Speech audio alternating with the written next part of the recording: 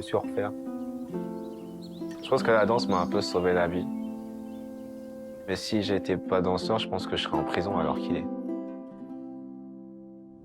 Parce que j'ai vécu dans un quartier difficile, où c'était pas facile, violence, mauvaises choses. C'est très facile de prendre la mauvaise direction où j'habitais.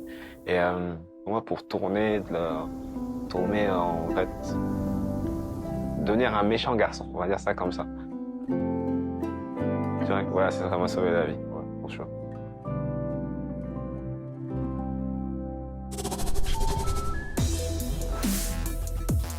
C'est un peu par hasard, j'avais 12 ans, je prenais des cours de capoeira. Dans les rues, il y a plein de danseurs qui sont là, qui performent, qui s'amusent. Et donc c'est assez facile de se retrouver. Donc plein de jeunes qui étaient avec moi, qui se promenaient autour et qui voyaient les danseurs performer. Donc on était là un peu admiratifs, en train de se dire que on a envie d'essayer nous aussi, on a envie de leur poser plein de questions. Donc tous les étés, j'allais dans le centre de Paris pour aller retrouver ces personnes justement et essayer d'être sur le côté et copier leurs mouvements. Et je leur demandais parfois des conseils. Et en fait, je me suis fait un peu tout seul.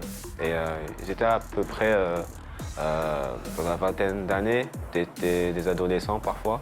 Et ils étaient assez cool, ils étaient assez détendus.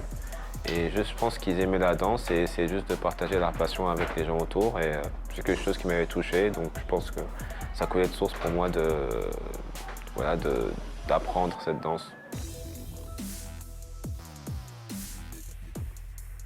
La plupart de mes amis me disent toujours que je suis né pour ça.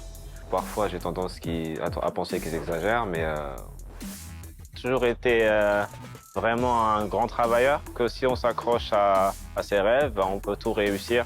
C'est souvent une question de confiance et de persévérance. mon plus grand défi, je pense que le plus difficile pour moi, c'était d'avoir confiance en moi. Parce que généralement, on te demande devant plein de gens, en train de vous regarder. Tout le monde a les yeux braqués sur vous.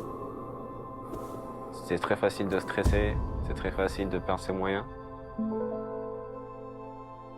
La première fois en 2013, qui a lieu au Japon chaque année, qui s'appelle Summer Dance Forever.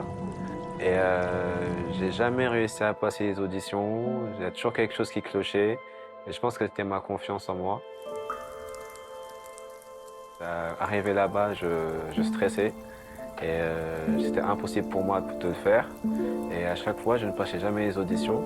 En 2017, je suis retourné à Osaka, au Japon, et déterminé comme jamais. J'avais mangé du lion, j'étais préparé. Et ben, j'ai gagné. J'ai gagné la compétition. Si tu crois pas en toi, bah, personne ne peut le faire pour toi. Donc au final, je devais juste croire en moi et... Pour moi, le sens du rêve, c'est accomplir l'impossible. Je pense que j'ai juste persévéré et au final, j'ai réussi à vaincre mon stress, ma phobie et la danse a changé beaucoup de choses dans ma vie, vivant en Chine. Les shows télé, forcément, les shows télé. Je suis devenu une star en Chine parce que cette émission télé, entre guillemets, m'a propulsé aussi à un autre niveau. Je suis arrivé dans ce show télé, j'ai fait ce que j'avais à faire, c'est-à-dire ce que je fais le mieux, c'est danser, performer, c'est d'affirmer ma personnalité. C'est aussi un mode de communiquer avec d'autres personnes. Je pense qu'il y a spécial en Chine, je pense que les gens sont plus ouverts et ils sont assez ouverts, ils m'acceptent assez vite. La danse, ça rapproche.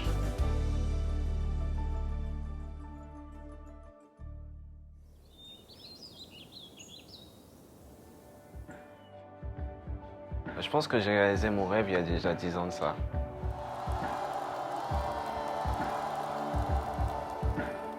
Qui a fait que les gens, en me voyant, ont commencé à m'appeler le dieu du hip-hop, le dieu... J'y croyais pas et je dis non, mais je fais que danser, je fais rien de spécial.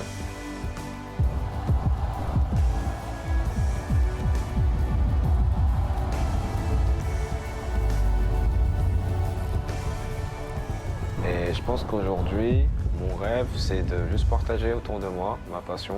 Si je peux faire en sorte que des jeunes commencent la danse parce qu'ils m'ont vu danser, je trouve que c'est un accomplissement en soi.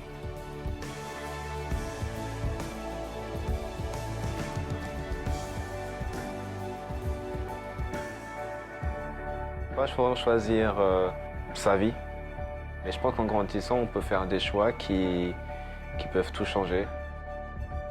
Et que peu importe ce que les gens disent, parce qu'il faut vous dire qu'à chaque fois que vous surmontez une difficulté, vous devenez plus fort.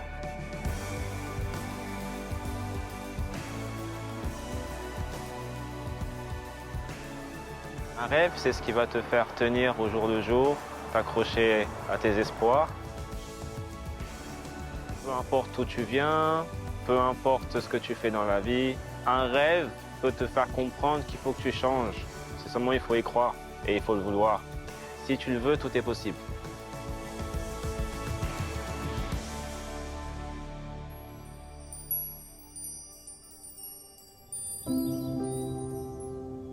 Lettre du 26 juin par Philippe Jacotet.